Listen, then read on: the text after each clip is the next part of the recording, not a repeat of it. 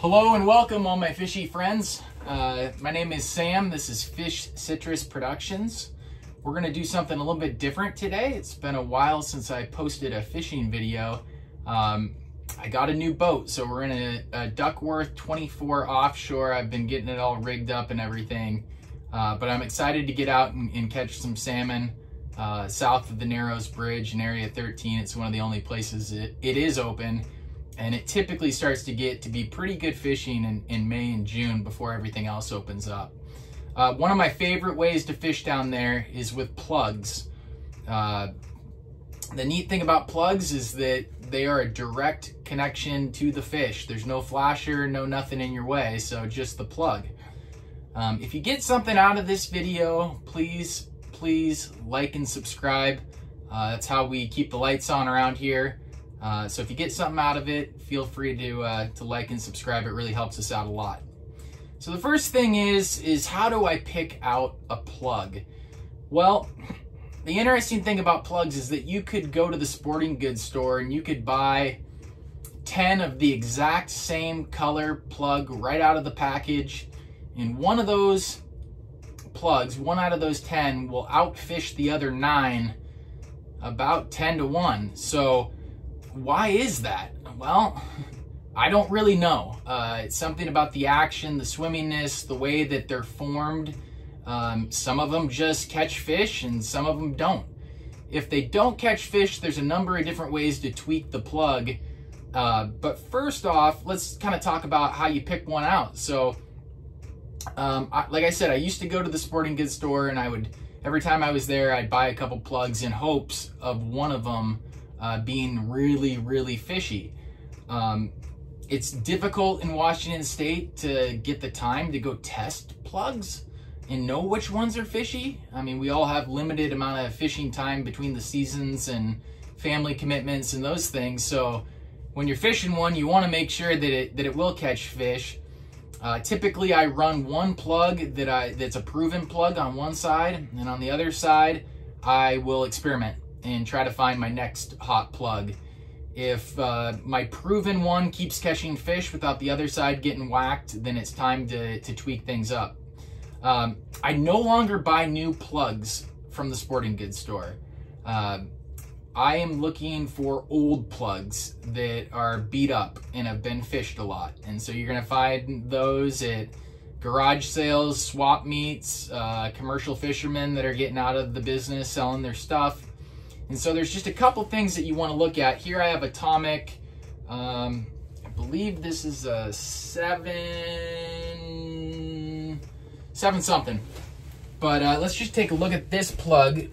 And there's a few things. The first thing you want to see is a bunch of teeth marks. And so if there's little scratches all over the plug, that tells you this thing's been chomped before. The other thing I look for is this line right across the plug. And this is called hook rash. And the hook is gonna ride like this. And as the plug is swimming, it's gonna chafe this plug, go back and forth right along here and wipe the paint off. And while this does not mean that the plug is a really good swimmer or fish catcher, what it means is that somebody has been fishing this a long time to put that in there. And so it's been catching fish if they've left it down long enough to put a hook rash on it. So if you see a hook rash and you see scratches and teeth marks in the back of the plug, there's a really good chance that this is a good plug for you. So this is a 6-inch plug here. I like to run a lot of 5 and 6s. On the ocean, I'll run some 7s as well. So a hook size, they typically say that you're gonna run 1 size up hook compared to the size of the plug. So if I have a 6-inch plug, I'm gonna run a 7/0 hook. If I have a 5-inch plug, I'm gonna run a 6/0 hook. So what I have here is these are Mustad 95170, and these are stainless steel hooks, which is really nice because you can fish a plug. I mean, a lot of times I don't even rinse them off, and these hooks stay pretty much rust free. You might sharpen them up with a file or whatnot, but for the most part, they're great hooks. So one of the things that with these hooks that I like to do is actually put an offset in the hook, and you'll see this with a lot of commercial fishermen. This hook is pretty straight right now. So what I'll do is just take my pliers, get it over here.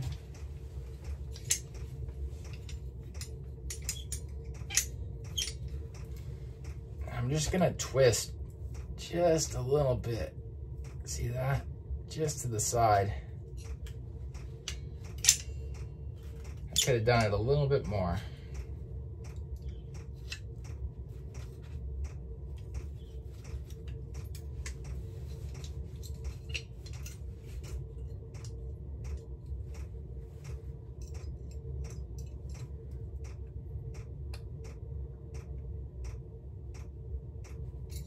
Okay, that's gonna give me just a little bit of an offset there, which seems to get better holding. So I'll just attach this to the swivel, give it a crimp with my vice grips, pinch this down, and she's on there. All right, now when we're tying to this plug, most of these plugs are gonna come with a welded ring. The first thing I'll do is typically tie right to that welded ring and just see how the plug fishes. Sometimes it'll fish great, just like that. The other thing that I've seen in a number of different plugs that I've bought, and these are from ex-commercial fishermen, they will put a little scissor snap swivel. You might see these sometimes on the end of a flasher or something, but they're scissor snaps.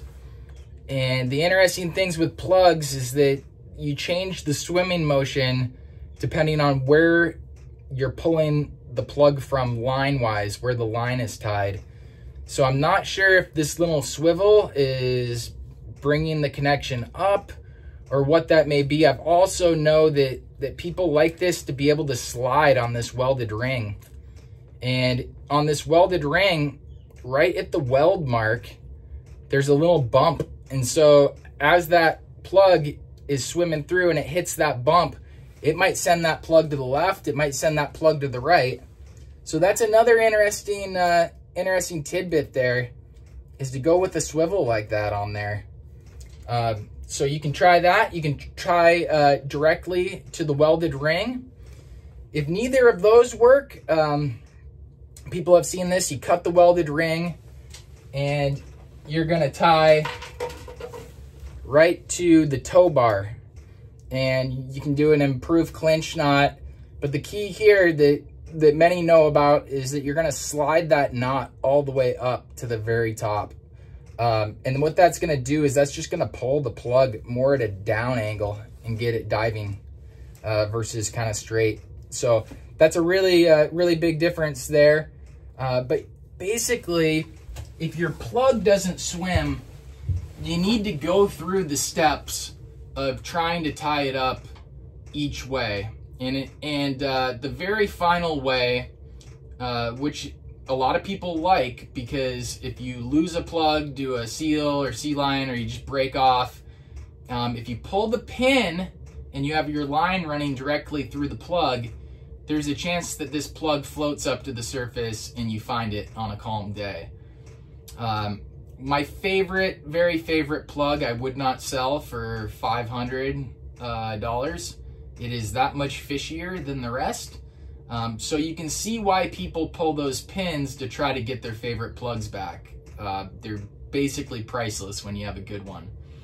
The condition of the plug, the color of the plug, is not near as important as the swimminess of the plug. So I don't worry if there's chips in the bill, if there's scratch marks. I don't try to repaint my plugs. It is what it is. That patina is what shows the fish catchiness of the plug. So anyways, that's how I run that. I like to run my plugs with a leader. I know a lot of people will tie directly their main line right to the plug, no swivel, no nothing.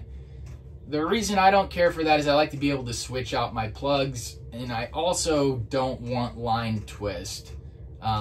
Rare that you're gonna get line twist, but if you get it, that's not fun. So what I like to do is I run a long leader, probably 7-8 feet, and I'm running that up to a bead chain. I will run that on 40-pound test line. Fish don't seem to care, and I don't lose fish at the leader by leaders breaking off. So I run that, run that leader from the plug up to a bead chain, 7-8 feet, and then I connect that to my swivel. So that way it's pretty easy to change out plugs. As far as trolling speed, I know a lot of the commercial boats would fish these very, very fast. They really can't troll any slower than 4 knots. So they're gonna be running their gear really fast.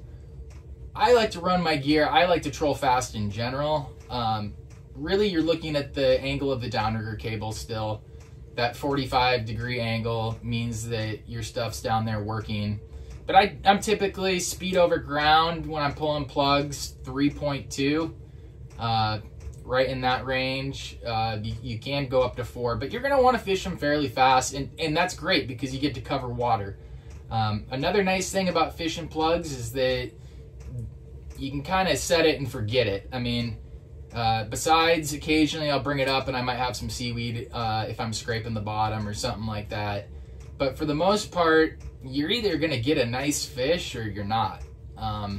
So in cases, you know, where, you know, the fishing isn't super hot, but the ones that are good, it lends itself nicely to stacking. You can stack a couple plugs on each downrigger. And because you're not popping off all the time, you're only popping off when you get a good fish. It's not that big of a pain in the butt. So anyways, that is kind of my my story on plugs. I am not a plug expert, but I've been fishing them more and more and more, and I'm starting to kind of find clues as to why certain plugs catch fish, and what to look for and how to rig them differently. So hope you got something out of that. I plan on hopefully getting out on the water here in the next few weeks, going down south to Area 13 and fishing around there. So plugs are one of my favorite go-tos. This is 602 mother of pearl with the pink bill. This is probably one of the most standard plugs for Puget Sound. Anyways, hope you all enjoyed. Don't forget to click the like and subscribe button, and we'll see you out on the water. Take care.